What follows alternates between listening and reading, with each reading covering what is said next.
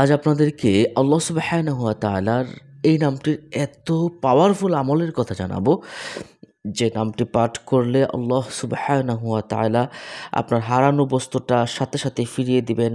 গর্ভ যাদের নষ্ট হওয়ার ভয় থাকে, তাদের গর্ভ নষ্ট হওয়ার ভয় থাকবে না এবং তার সন্তান সন্ততি মারা যাবে না এবং সে কোনো অপমৃত্যুর শিকার হবে না, কোনো বিপদ আসবে না, ঘর বাড়ির চোর ডাকাত সহ সমস্ত কিছু থেকে হেফাজত থাকবে এবং সে পরিবার পরিজন মাল সামান সব কিছু নিরাপদ থাকবে এই নামটির আমল করলে। সুবহানাল্লাহি ওয়া বিহামদি। দেখুন, আপনারা স্ক্রিনে নিশ্চয়ই আল্লাহ সুবহানাহু ওয়া তাআলার এই নামটি দেখতে পাচ্ছেন, ইয়া রাকিবু। ইয়া রাকিবু শব্দের অর্থ হলো হে তত্ত্বাবধানকারী, দ্য গার্ডিয়ান। সম্মানিত দর্শক ও শ্রোতা, আল্লাহ সুবহানাহু ওয়া তাআলার অসংখ্য নাম রয়েছে। অসংখ্য নামের ভিতরে ইয়া রাকিবু একটি অন্যতম পাওয়ারফুল একটি নাম। আসুন আমরা এই নামের আমলটা একটু জেনে নেই। দেখুন, হযরতে আশরাফ আলী থানবী রহমাতুল্লাহি আলাইহি তিনি বলেন, কোনো জিনিস হারালে এটি বেশি বেশি পড়লে, এটি বলতে ইয়া রাকিবু, এটা যদি বেশি বেশি পড়া হয় হারানো বস্তু ফিরে পাওয়া যায়। আশরাফ আলী থানবী জগৎ বিখ্যাত একজন আলেম এবং জগৎ বিখ্যাত একজন আল্লাহর ওলি, তিনি এই কথাটা বলেছেন। এছাড়াও আরেকটা কিতাবে আমরা পেয়েছি, যাদের গর্ভ নষ্ট হয় বা গর্ভ নষ্ট হওয়ার ভয় হলে ৭ বার পড়বেন, তখন নষ্ট হওয়ার ভয় থাকবে না।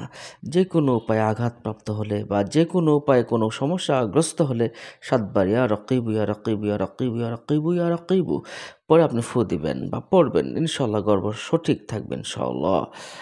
এরপরে আরেকটা আমল দেখুন, মরণের আগে ও পরে নামক একটা বই আছে। মরণের আগে ও পরে নামক একটা গ্রন্থ ইমাম গাজালি রহমতুল্লাহ আলাইহি তিনি লিখেছেন, প্রতিদিন ফজরের নামাজের পর পবিত্র অবস্থায় এই গুণবাচক নাম ইয়া রাকিবু 225 বার পাঠ করলে, ইয়া রাকিবু 225 বার ফজরের নামাজের পর পাঠ করলে ইনশাআল্লাহ পাঠকারীর জীবন্ত অবস্থায় তার সন্তান সন্ততি মারা যাবে না। সুবহানাল্লাহি ওয়া বিহামদি। তার জীবন্ত অবস্থায় সন্তান সন্ততি মারা যাবে না। এরপরের আমলটা দেখুন, যদি কেউ এই সিম সর্বদা জিকিরে রাখে তার অপমৃত্যুর শিকার হবে না।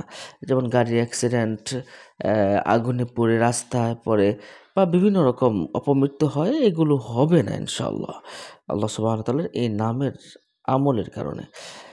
যাদের ছেলে মেয়ের বাইরে ঘোরাফেরা করে, বাইরে বিভিন্ন জায়গায় কাজকর্মে যায়, তাদের তারা যদি মা অথবা বাবা ওই ছেলে মেয়ের ঘাড়ে হাত দিয়ে ৭ বার ইয়া রাকিবু পড়ে, তাহলে বিপদ হবে না। এই আমলটা কিন্তু খুবই পরীক্ষিত আমল। ইনশাআল্লাহ আপনি পরে দেখুন, কোনো রকম ছোটোখাটো বিপদও ইনশাআল্লাহ হবে না ইনশাআল্লাহ।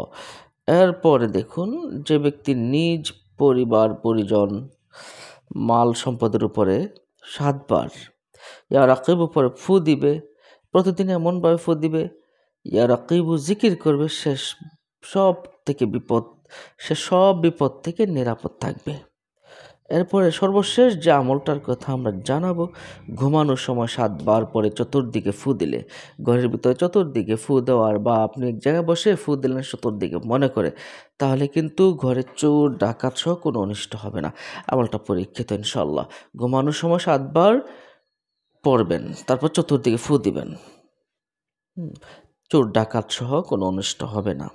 তাহলে আমরা ইয়া রাকিবু নামের আমল পড়লাম। আল্লাহ সুবহানাহু ওয়া তাআলা আমাদেরকে আমল করার তৌফিক দান করুন, আমিন। অন্য মুমিন সবাইকে জানাতে শেয়ার করে দিন। আসসালামু আলাইকুম।